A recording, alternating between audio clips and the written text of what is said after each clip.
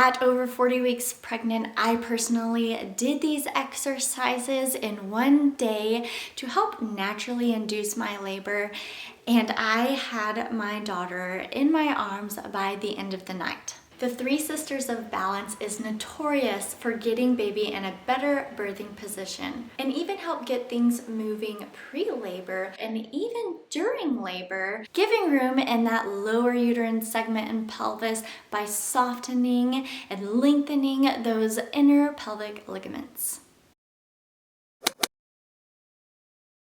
So I have made a previous video of a cluster of spinning babies techniques that many of you found great success with, but in this video I wanted to narrow it down, keep it simple, and talk to you about the top 3. So let's get started on these 3 techniques that are in a specific order. So the first technique is called the Rebozo Sif. So all of these techniques do require a helper, and if you don't have one, check out this video on the mile circuit where you can easily do similar techniques solo. So speaking to the helper, the first thing you want to do is take the Rebozo and wrap it around mom's belly. Hold the Rebozo in place as mom kneels over a birth ball or couch, or even just getting into the hands and knees position will do good. Then go ahead and stand over mom's hips and hold the ends of the Rebozo with straight wrists. Gently lifting straight up the weight of mom's belly, snug but comfortably. Then, while lifting steadily, begin small, slow circle movements with the Rebozo, and then pick up speed to create a gentle sifting feeling on the belly. Mom, make sure to breathe in and out deeply and slowly, and just rest in that position for about 3 to 5 minutes. When completed, slow your speed and gently lower mom's belly in the Rebozo. Mom can be helped up. The second technique is the forward leaning inversion, and though this is a very important technique, spinning babies does have cautions with this one. So to begin, have mom begin on her knees from the edge of a couch, bench, or low bed frame. Definitely help mom lower slowly onto her hands on the floor.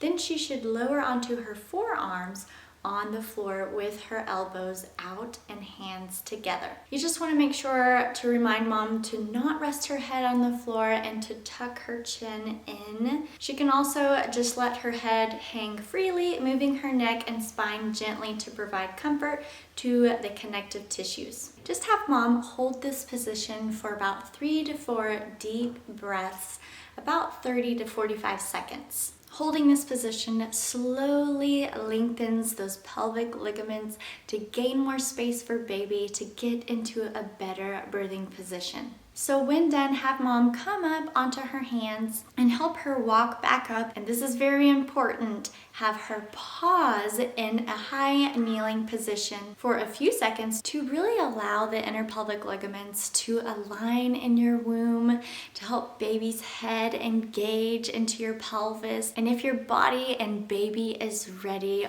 hopefully their head is pressing firmly on to your cervix, releasing those hormones that induce labor naturally.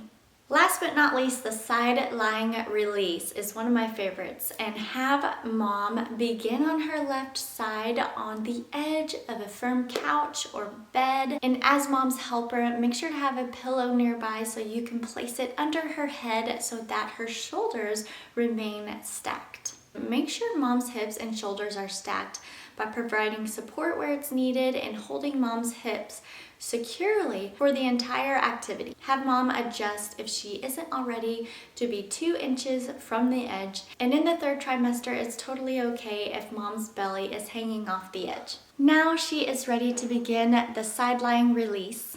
Mom should straighten her lower leg and flex both toes towards her knees. If needed, helping mom lift up her top leg and slowly draping it up and over her thigh, letting her leg hang with a relaxed and bent knee. Mom can hang out in this position for about 3 to 15 minutes, or unless you suddenly see her leg drop lower, signaling a big release of twisted or torqued ligaments usually develop from poor posture habits, such as crossing your legs, sitting in cars for long periods of times, or slouching on the couch, which is just a common thing that we are all guilty of doing these days. Now you want to remind mom to get up by placing her feet and knees stacked and closed together. And as she slowly pushes her torso up with the other and simultaneously placing her feet to the floor. This way of getting up really helps with pubic symphysis disorder that I want to be cautious of,